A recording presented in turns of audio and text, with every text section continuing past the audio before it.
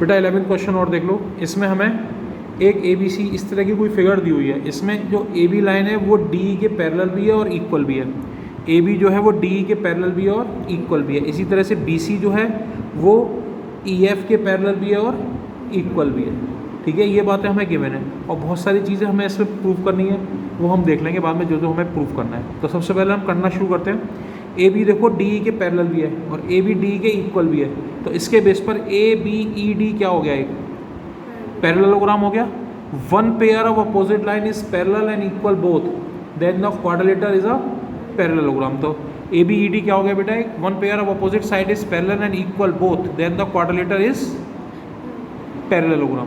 तो A B E D क्या हो गया, एक पैरेललोग्राम हो गया। इसके बेस पर हमारे पास क्या क्या आ गया बेटा, जो बी ई लाइन है वो ए डी के पैरेलल भी आ गई और बी ई जो है वो ए डी के इक्वल भी आ गई। क्यों, क्योंकि अपोजिट साइड ऑफ पैरेललोग्राम है। इस पर इक्वेशन नंबर 1 डाल दिया मैंने। नेक्स्ट सेकंड पार्ट पे क्या है, बी सी ई एफ के इक्वल भी दी हुई है, बी सी ई एफ के पैरेलल भी दी हुई है। तो इसके बेस पर बी ई एफ सी क्या हो गया बेटा, एक पैरेललोग्राम हो गया, क्योंकि ये वाली साइड और ये वाली साइड इक्वल भी है और पैरेलल भी है, इक्वल भी है और पैरेलल भी है। बी सी और ई एफ जो है वो पैरेलल भी दी हुई है और इक्वल भी दिए हुए हैं। इसका मतलब बी ई एफ सी किस में कन्वर्ट हो गया, एक पैरेललोग्राम में कन्वर्ट हो गया। किस में कन्वर्ट हो गया, एक पैरेललोग्राम में कन्वर्ट हो गया। यही प्रूव करना था। देखो जो जो पार्ट प्रूव करना है उस पर टिक लगा रहा हूँ। एक ये वाला पार्ट प्रूव करना था, एक ये वाला पार्ट प्रूव करना था। इसके बेस पर हमारे पास क्या आ जाएगा बेटा, देखो बी ई एफ सी एक पैरेललोग्राम हो गया, तो इसके बेस पर बी ई जो लाइन है वो सी एफ के पैरेलल भी हो जाएगी और इक्वल भी हो जाएगी। क्यों, opposite side of parallelogram, opposite side of parallelogram. ये इक्वेशन नंबर 2 हो गई। अब देखो इक्वेशन नंबर 1 से बी ई ए डी के equal, B E A D के इक्वल और बी ई सी एफ के इक्वल, यानी कि ए डी और सी एफ इक्वल भी हो गए।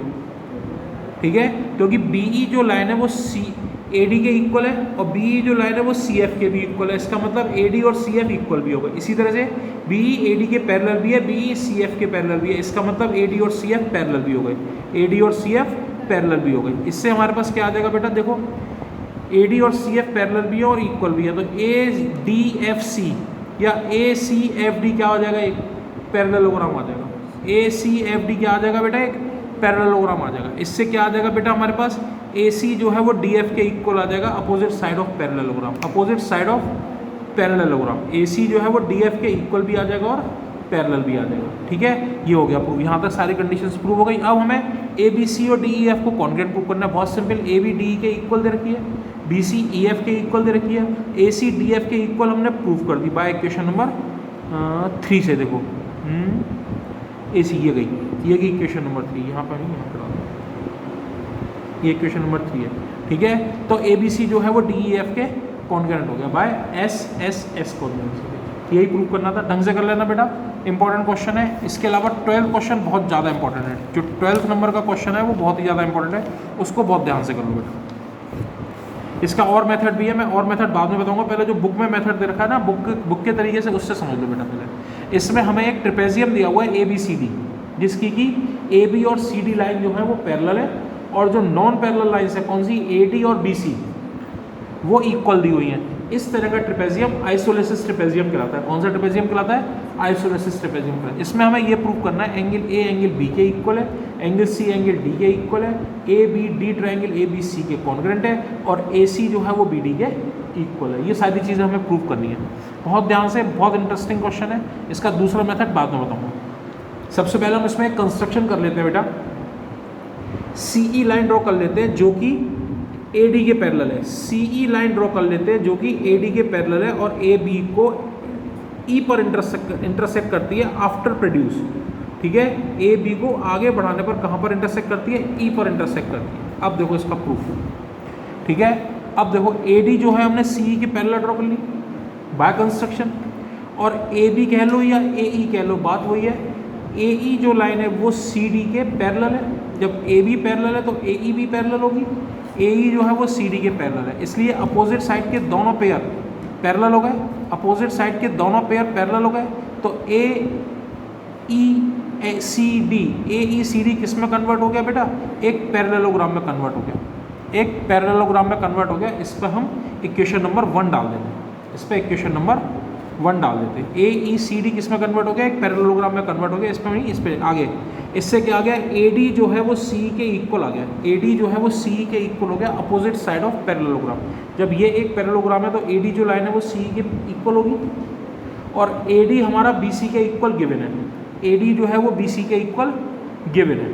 तो अब इक्वेशन नंबर 1 और 2 से ए डी सी के equal, opposite side of parallelogram A D B C के इक्वल गिवन है, ए डी से ए डी कैंसिल हो गया। इक्वेशन नंबर 2 से क्या आ जाएगा, सी जो है वो बी सी के इक्वल आ जाएगा, सी डी जो है वो बी सी के इक्वल आ जाएगा, सॉरी बी सी जो है वो सी के इक्वल आ जाएगा, हाँ बात वही है, बी सी जो है वो सी के इक्वल आ जाएगा। अब देखो इस वाले फिगर में देखो बी सी सी के इक्वल, तो इस वाले ट्राइंगल की यदि दो साइड्स इक्वल होंगे तो उनके अपोजिट एंगल्स भी इक्वल होंगे, तो एंगल 1 और एंगल 2 इक्वल हो गए। बेटा ये एंगल बी डाला है मैंने, इस पे एंगल सी डाला हुआ है, ठीक है, इस पे एंगल 1 हो गया, ये एंगल 2 हो गया, एंगल 1 और एंगल 2 इक्वल हो गए, यही मैंने लिखा है, अपोजिट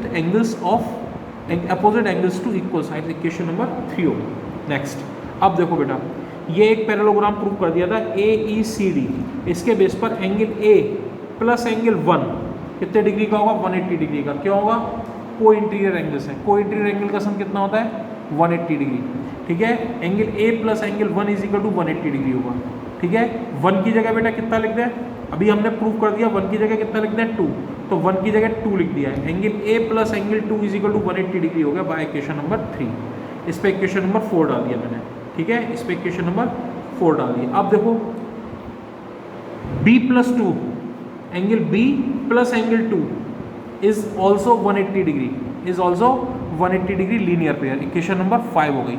अब देखो दोनों 4 और 5 इक्वेशन में दोनों 180 के एंगल है, दोनों इसलिए इनकी LHS भी इक्वल, RHS इक्वल है तो LHS भी इक्वल हो जाएगी। तो a plus 2 is equal to b plus 2 हो गया, 2 से 2 कैंसिल हो जाएगा, angle a is equal to angle b हो जाएगा, angle a is equal to angle b हो जाएगा। अब देखो दोबारा और देखो इसको, अब a की जगह कितना लिख सकते हो, a plus D is equal to 180 degree, ये तो आपको पता है, को इंटीरियर एंगल्स हैं, a plus D is equal to 180 degree है, कौन से एंगल्स हैं, ये को इंटीरियर एंगल्स हैं।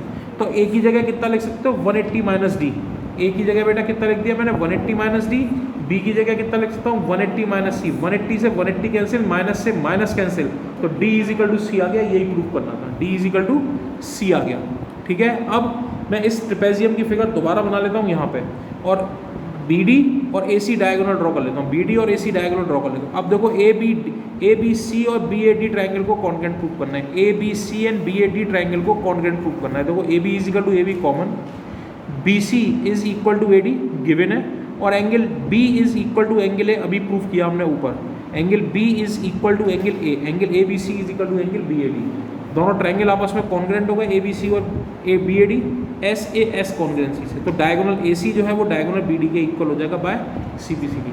बेटा ये बहुत इंपॉर्टेंट क्वेश्चन है, बहुत ज़्यादा इंपॉर्टेंट, इसको बहुत ध्यान से दोबारा समझना। इसका एक दूसरा मेथड भी है, पेपर में ध्यान रखना, पेपर में सिर्फ फिगर कितनी बनी हुई आएगी, ABCD, ये कंस्ट्रक्टेड करके नहीं दिया हुआ, ये कंस्ट्रक्शन हमें करना है। मैं इस कंस्ट्रक्शन के बिना एक दूसरे कंस्ट्रक्शन के इस क्वेश्चन को कराऊंगा, वो आपको शायद ईजी लगेगा, ठीक है। हमें जो बुक में दिया हुआ था मैंने उसके हिसाब से करा दिया, दूसरा क्वेश्चन मैं दूसरे मेथड से कराऊंगा। नोट्स बनाते चलना। 8.1 कंप्लीट हो गई आपकी आज, ओके। कल से या परसों से नया टॉपिक शुरू कराएंगे, मिड पॉइंट थ्योरम, वो बहुत ज़्यादा इंपॉर्टेंट है, ठीक है, ओके।